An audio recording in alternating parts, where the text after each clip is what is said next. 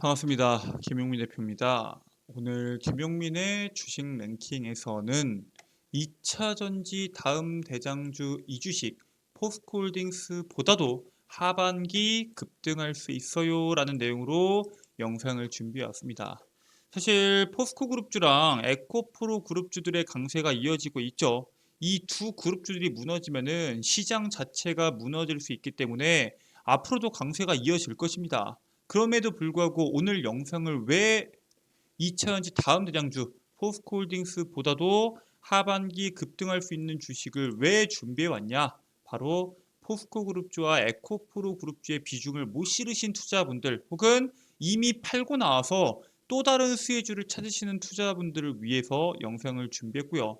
사실 그 밖에도 에코프로나 아니면 포스코 그룹주들을 들고 계신 투자분들께서도 오늘 영상을 집중하셔야 됩니다. 앞으로 이 두 그룹주들이 실적을 높게까지 내기 위해서는 반드시 이 사업을 진행을 해야 되는데 그 사업에 대한 수혜 종목에 대해서 제가 자세하게 준비를 해왔습니다.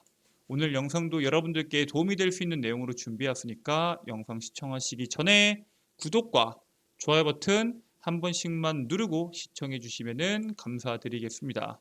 오늘도 여러분들께서 김용민의 주식랭킹 채널 사랑해 주셔서 빠르게 성장하고 있습니다. 그 사랑에 보답하기 위해서 제가 직접 2차 전지, 폐배터리, AI, 로봇 산업에 대해서 직접 정리한 총정리 리포트를 100% 무료로 드리고 있습니다. 앞으로 시장에서 나올 수 있는 핵심적인 이슈부터 그 이슈에 따른 수혜 종목군들까지 직접 정리한 리포트고요. 투자를 진행하기 전에 한 번씩만 읽어보시고 투자하셔도 상당한 도움이 되실 것이다 라고 말씀을 드리겠습니다.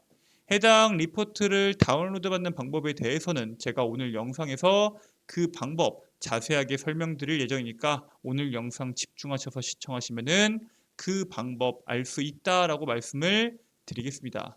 자, 그러면 본격적으로 오늘의 핵심적인 내용과 그에 따른 수혜 종목 말씀을 드리도록 하겠습니다. 현재 시장에서 가장 주목받는 그룹주 두 개, 에코프로 그룹주와 포스코 그룹주라고 말씀을 드렸죠. 많은 분들께서 2차 전지 산업이 강하다라고 느끼고 계시는 분들이 많은데 사실 에코프로를 빼면 미지근하긴 합니다. 이번 주에 예정된 FOMC에서 기준금리를 0.25%포인트를 인상 가능성이 높은 가운데 2차 전지 제외한 나머지 산업에 대해서는 신중한 움직임이 나오고 있고요. 에코프로 계열사들도 주가 상승 압력이 집중되는 쏠림 현상이 당시 2018년도 당시 셀트리온 계열사들의 쏠림 현상과 상당히 유사한 수준으로 엄청나게 몰리고 있다라고 현재 시장이 판단을 하고 있습니다. 코스닥 자체가 현재 엄청나게 상승이 나오고 있죠. 많은 분들이 코스닥 시장이 그래서 엄청나게 좋은데 내 종목은 왜 이렇게 한 거냐라고 의문을 가지시는 분들이 많을 텐데 실질적으로 코스닥 지수는 지난 4월 고점을 돌파했지만 에코프로 삼형제를 제외한 코스닥 지수는 아직 직전 고점을 넘기진 못한 상태고요. 올해 개인 투자들의 시장 참여율이 벌써 70%까지 올랐습니다. 작년에 65%, 재작년에도 그 정도 수준이었는데 지금 대형주에 대한 쏠림과 높은 변동성 환경에서 시장 참여 증가가 지속될 수 있을지에 대해서 우리가 주목해야 됩니다. 시장 참여가 만약에 줄어들게 되면은 그만큼 투자금이 들어오는 힘이 약해질 것이고 그만큼 상승 탄력이 약해질 수 있습니다. 반대로 돈이 적게 들어오는 만큼 아마 시장에서 강한 핵심적인 산업의 종목군들을 제외한 나머지 종목군들은 거래 대금이 없이 낙폭이 나올 수도 있다라는 사실을 여러분들께서 기억을 하셔야 됩니다. 자, 일단 코스닥에서는 에코프로가 이렇게 엄청난 강세를 보였는데 코스피는 어떨까요? 포스코 그룹이 강세를 보였죠.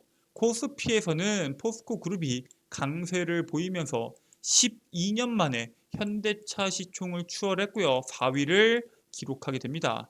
포스코홀딩스의 시가총액이 현대차보다 높아진 것은 2011년 3월 이후 12년 4개월 만의 역전이고요. 엄청나게 오랜만에 역전이 나온 거죠. 지난 11일 2차 전지 핵심 원료부터 소재까지 밸류체인 구축 발표 후에 전통 굴뚝 기업에서 첨단 소재 기업으로 변화가 주가 상승으로 연결이 되었다라고 평가를 받고 있습니다. 포스코그룹 같은 경우에는 지난해 발표한 목표치가 41조 원이었습니다. 근데 2차 전지에 대한 전기차에 대한 보급 속도가 워낙 빨라지다 보니까 지난 11일 원래 목표치보다 51% 증가한 목표인 62조 원의 매출 계획을 발표하게 됩니다. 엄청난 매출 계획을 발표하게 되고요. 지금 이러한 매출 계획에 맞춰서 매출이 발생한다고 했을 때 포스코그룹은 엄청난 주가 상승이 나올까요? 엄청난 주가 상승이 나올 수 있습니다. 하지만 그 중에서 우리가 주목해야 되는 건 뭐예요? 매출보다 더 중요한 게 영업이익입니다. 즉 돈을 얼마나 챙겨갈 수 있을 것인가. 62조의 매출이 났는데 거기에 필요한 비용이 61조가 나면은 실질적으로 1조밖에 안 되는 거죠. 즉 앞으로 이 매출 계획에 맞춰서 어떤 곳에서 영업이익이 날 것이고 그 핵심적인 산업이 무엇이냐에 대해서 주목하실 필요가 있다라고 말씀을 드립니다. 그리고 지금 포스코에서 집중하고 있는 기술은 바로 로봇입니다. 전남 광양 포스코퓨처엠의 공장에서는 시간당 10톤, 연간 9만 톤 규모의 양극재 생산이 진행되고 있습니다. 단일 공장 기준에서는 세계 최대 규모고요. 광양 공장의 생산 수율은 무려 90% 이상입니다. 사람이 하는 게 아니라 로봇이 진행하는데도 불구하고 수율이 상당히 높고요. 사실 포스코그룹이 다른 양극재 기업들에 비해서 가장 늦게 사업을 시작을 했죠. 포스코퓨처엠이 4년 만에 최대 생산량과 높은 수율을 동시에 달성한 비결은 스마트 팩토리 기술 고도화에 있다라고 말씀을 드리고요. 광양 공장에는 로봇도 있고요. 2천여 개의 폐쇄회로 TV, CCTV입니다. 를 보고 있는 일부 작업자들만 근무를 하고 있습니다. 실질적으로 인건비가 상당히 적게 들기 때문에 앞으로도 엄청난 실적을 낼 수 있다라고 말씀을 드리고요. 거기에서 전부 다 영업이익률로 바뀌면서 엄청난 실적이 나올 수 있다라고 말씀을 드려요. 실질적으로 2차 전지와 물류가 지금 날개를 달고 엄청난 상승세를 보여주고 있습니다. 단순히 선형식을 벗어나 복잡해지는 공정과 상대적으로 저렴한 투입 비용이 발생하여 로봇 산업에 대해서 현재 시장이 주목하고 있고요. 과거 표준화된 공정 속에서 소품종 대량 생산 그리고 다품종 소량 생산이 상당히 중요했는데 지금은 어때요? 맞춤형 생산과 정량의 재고 관리 그리고 공정 효율성 제고를 위한 스마트 물류의 중요성이 부각되고 있습니다. 이게 원래 물류 로봇이라는 게 단순한 물류 산업에만 집중이 되어 있었는데 최근에는 자동차 산업이랑 2차 전지 산업까지 진출을 하면서 실질적인 수주가 시작되어 단기간 내에 가시적인 성과가 기대되고 있다라고 말씀을 드리고 있고요. 실질적으로 이 우리나라 같은 경우에는 제조업에 대한 비중이 높기 때문에 물류 로봇이 적용된다고 했을 때 가장 크게 수혜를 볼 수 있는 국가입니다. 일단 한국의 제조업 비중이 어떤가요? 엄청나게 높아요. GDP 대비해서 27.5%로 거의 3분의 1에 육박합니다. 미국 10.9%, 영국 8.7%, 독일 19.1%, 미국, 일본 같은 경우에는 20.7%로 선진국 대비해서 압도적인 수치를 가지고 있고요. 제조업에 대한 비중이 높아 물류에 대한 비중이 높은 만큼 물류 로봇 활성화를 통한 실적 개선이 기대가 된다라고 말씀을 드립니다. 해외 사례를 보면은 이미 포드와 벤츠 등 자동차 산업에서는 이미 물류 로봇을 활용해서 조립 동선을 최적화하고 있고요. 국내에서는 현대차 그룹이 이미 물류 로봇을 이용해서 로봇 공정을 잡아가고 있죠. 자, 그런데 이렇게까지 말을 하면은 아니 로봇도 지금 여러 가지가 있지 않냐? 물류 로봇도 내가 알고 있는 것만 무인운송 로봇이 있고 자율이동 로봇이 있는데 그 중에서 뭘 봐야 되냐? 이렇게 물어보실 수가 있습니다. 일단은 여기 왼쪽에 있는 AMR 같은 경우에는 자율이동 로봇이고요. AGV 같은 경우에는 무인 운송 로봇입니다. 이 두 개에 대한 차이를 여러분들께서 먼저 이해해 보실 필요가 있는데 일단 AGV 같은 경우는 뭐예요? QR코드나 레일, 점자 코드 등을 주행 간의 지속적인 루트 입력이 필요하고요. AMR 같은 경우에는 자율적으로 목표물에 맞춰서 갑니다. 즉 장애물이 있으면은 AGV는 멈추지만 AMR은 회피해서 목표에 도착을 하고요. 이게 정해진 라인만 쭉쭉 가기 때문에 상대적으로 무거운 무게 적재가 가능하다는 강점이 있고요. AMR 같은 경우에는 상대적으로 가벼운 무게만 적재가 가능합니다. 속도도 당연히 무거운 물건을 달았기 때문에 느린 편이고요. 가벼운 무게를 적재했기 때문에 상대적으로 빠른 편입니다. 자, AGB 생각을 해보세요. 정해진 라인만 갑니다. 오차가 있을 수 있나요? 오차가 있을 수가 없다라고 말씀을 드리고요. AMR 같은 경우는 어때요? 상대적으로 자율적으로 움직이기 때문에 어느 정도의 오차가 생길 수 있다라고 말씀을 드리고요. 가격에 대한 차이도 거의 5배 가까이 납니다. 500만 원에서 1,500만 원과 1,000만 원에서 2,000만 원에서 1억 원 내외다라고 나와 있는데 지금 AGB 같은 경우에는 정해진 레일만 가기 때문에 정해진 루트에서 수정이 불가능하고요. 사실상 어렵다라고 보는 게 맞고요.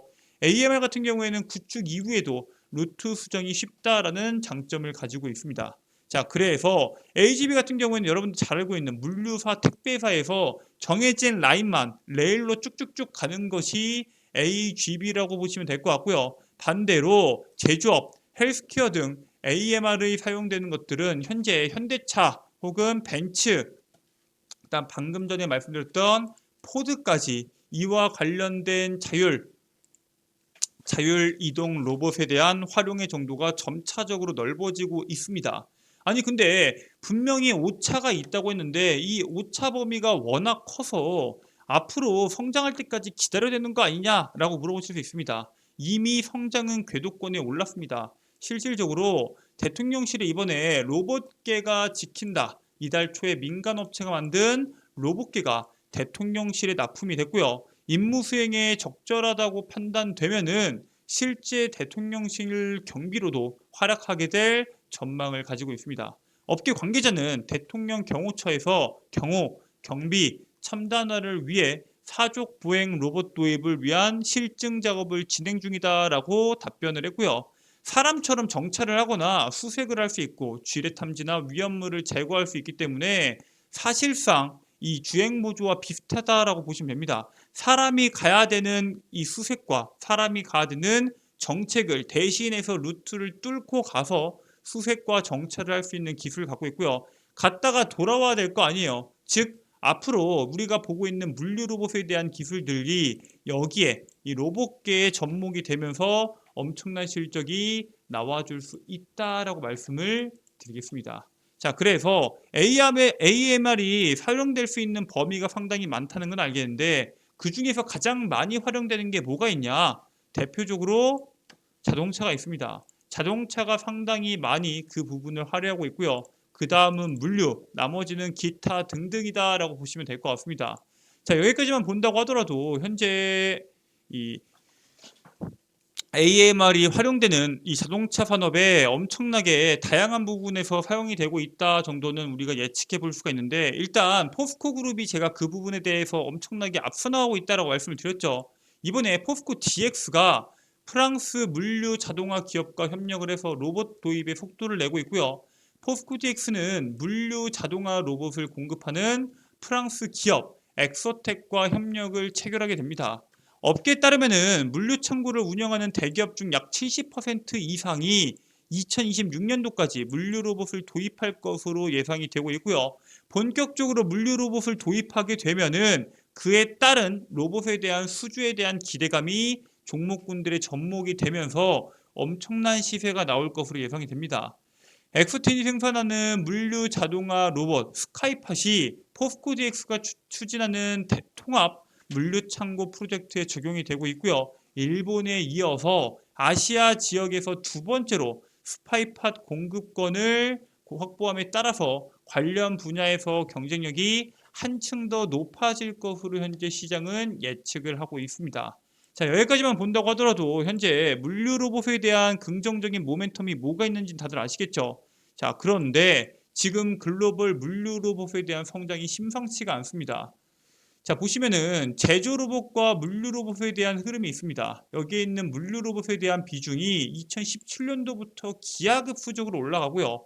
사실상 제조 로봇에 대한 비중은 성장의 한계가 있습니다. 즉 로봇 산업에 대한 이슈가 나올 때마다 사실은 제조 로봇보다 우리가 물류 로봇에 집중을 해야 된다라고 말씀을 드리고요. AI를 활용한 물류 분야 시장에서의 규모는 매년 90% 이상 엄청난 성장이 나오고 있다 정도로만 여러분들께서 이해를 하시면 될 것 같습니다.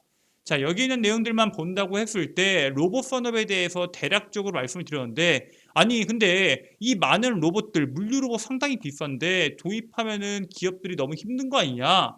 초기 투자비를 최소화하면서 필요한 만큼 물류 자동화 설비를 구축 가능한 구독형 모델 도입에 물류 로봇 시장의 확대가 기대가 되고 있고요.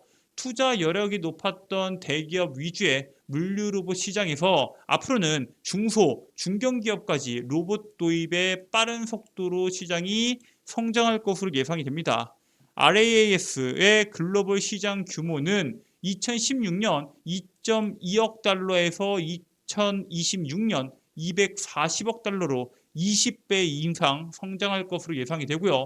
2차 전지나 자동차 산업 성장과 제조업의 비중이 큰 국내 산업에서 반드시 성장하는 물류 산업 로봇 속 수혜주를 우리가 주목해 볼 필요가 있다라고 말씀을 드립니다. 앞으로 2차 전지뿐만 아니라 전기차, 완성차, 수많은 제조업에서 물류 로봇이 차지하는 비중이 계속적으로 올라갈 것이다 라고만 보시면 될 것 같습니다.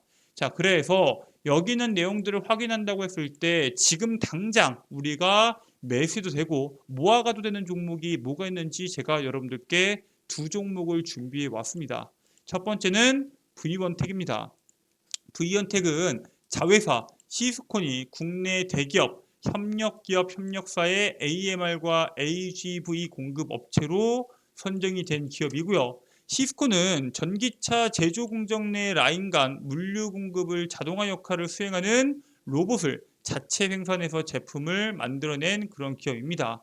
다른 지역에 비해서 상도적으로 인건비가 높은 미국과 유럽 같은 경우에는 인력난을 겪고 있죠. 사실 이게 이민자들을 받는다고 하더라도 그 인력난 문제를 빠르게 해결할 수 있다고 장담할 수 없는데, 거기에 따른 지금 현재 인건비가 높아 인력난으로 문제를 겪고 있는 미국이나 유럽에서는 로봇에 대한 채택률이 올라감에 따라서 수혜를 볼 것으로 예상이 된다라고 말씀을 드리고요. 두 번째 기업으로는 로보티즈입니다. 로보티즈는 여러분들 잘 알고 있는 일개미, 직개미 등 자율주행 모델을 다수 확보한 그런 기업입니다. 물류 환경에서 활용 가능한 물류 서비스 사업을 롯데 글로비즈와 함께 본격화할 예정으로 향후 라스트마일 집 앞까지 배달하는 시장 개화 시 높은 성장성이 기대되는 기업이 바로 로보티시입니다. 실내외 자율주행 데이터 활용에 라스트마일 시장에서 높은 마켓 쉐어를 확보, 음식 배달료에 대한 책으로 현재 주목을 받고 있다. 현재 앞으로 라스트 마일이라고 했을 때 그 안에서 필요한 데이터를 확보하는 가장 핵심적인 자료를 갖고 있을 것으로 예상이 되고 있고요. 그 밖에도 현재 배달 음식에 대한 배달료 문제가 계속 나오고 있는데 그 문제를 해결할 수 있는 기술로 로보티즈를 바라보고 있다라고 말씀을 드리겠습니다.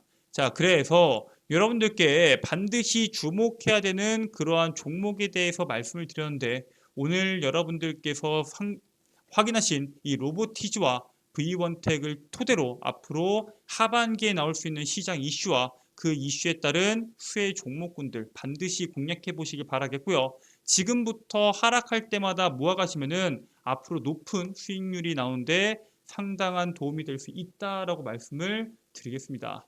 자, 그러면은 알겠다. 나는 로봇 관련된 이슈 알겠고, 이 자동차나 2차 전지 산업에서 이 로봇 공정화, 이 자율주행 로봇에 대한 중요성을 알겠는데, 나는 그 밖에도 아까 이야기했던 2차 전지, AI, 로봇, 여기에 대한 핵심적인 리포트 다운로드 받고 싶다. 해당 리포트 어떻게 다운로드 받냐라고 물어보실 수 있습니다. 지금부터 해당 리포트 다운로드 받는 방법에 대해서 말씀을 드리도록 하겠습니다.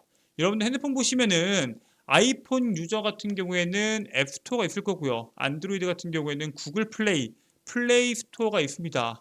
여기 있는 플레이 스토어나 혹은 앱스토어를 클릭해 주시면은 이런 식으로 김용민의 급등 시그널 어플리케이션을 설치하실 수 있습니다. 100% 무료 설치고요. 또 회원가입하면은 전화번호 010 땡땡땡땡 전화번호나 이름 적어야 되는 거 아니냐라고 물어보실 수 있습니다. 전화번호와 같은 개인정보 전혀 적으실 필요 없고요. 여러분들 광고 전화가 걱정되시는 분들은 걱정하지 마시고 어플리케이션 설치 후 이용하시길 바라겠습니다. 어플리케이션 다운로드 받게 되시면은 어플리케이션 안에 컨텐츠들이 여러 개가 있습니다. 이 중에서 첫 번째 급등 추천주는 뭐냐? 김용민 대표가 직접 매일매일 종목을 선별해서 업로드를 제시해드리는 추천주 컨텐츠고요. 이 밖에도 방금 제가 여러분들께 말씀드렸던 2차 전지 AI 로봇 섹터 총정리라고 해서 PDF 파일을 다운로드 받으실 수 있도록 제가 업로드를 해 놓았습니다. 꼭 다운로드 받으셔서 투자에 참고하시길 바라겠고요. 이 밖에도 장정 급등 뉴스가 있습니다. 매일매일 시장에서 나오는 강한 이슈들, 그 이슈에 따른 수혜 종목군들이 뭐가 있는지 제가 직접 정리해서 업로드를 해드리고 있고요. 해당 내용만 체크한다고 하시더라도 여러분들이 당일 시장에서 주목받을 수 있는 이슈가 뭔지 한눈에 확인하실 수 있다라고 말씀을 드립니다. 세 번째로 급등주 분석은 뭐냐? 매일매일 시장에 나오는 강한 급등주들 왜 상승했는지 그리고 그 상승의 이유가 뭔지 그와 관련된 관련주는 뭐가 있는지를 정리해서 업로드 해드리고 있습니다. 여기에 있는 모든 내용들 여러분들께 100% 무료로 제공해 드리고 있습니다. 매일매일 나오는 시장의 핵심적인 내용들에 대해서 여러분들께 말씀을 드리고 그에 따른 수혜 종목군들도 함께 말씀드리고 있으니 여기 어플리케이션에 있는 컨텐츠들 꼭 활용하시길 바라겠고요. 하반기에도 성공적인 투자를 진행하시길 바라겠습니다.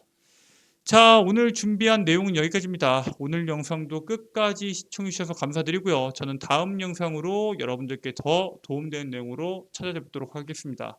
오늘 영상 끝까지 시청해 주셔서 감사드리고요. 저는 다음 영상으로 돌아오도록 하겠습니다. 끝까지 시청해 주셔서 감사합니다.